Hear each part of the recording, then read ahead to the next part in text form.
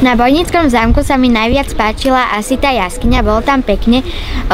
Jazierka boli priehľadné, bolo tam veľa mincí a vlastne sa mi páčili, aj na strope boli takí zlatí anielikovia a bolo to zaujímavé. Dokopy ich tam bolo dosť veľa a bolo to pekné.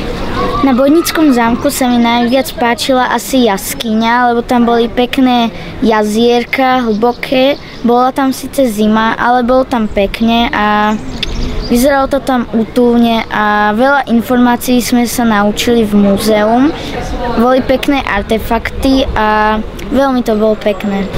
Mne sa najviac na exkurzii na Bojnickom zámku páčili také anieliky v takej miestnosti, lebo boli pekné, zlaté a viazala sa k ním aj pekná povesť o jelenovi. Najviac sa mi páčilo na Bojnickom hrade tie jaskyne, ako sme tam išli po tých chodbičkách a po schodoch a že sa mi páčilo v tej kaponke tie artefakty starožitné a ako ten pozlatený strop.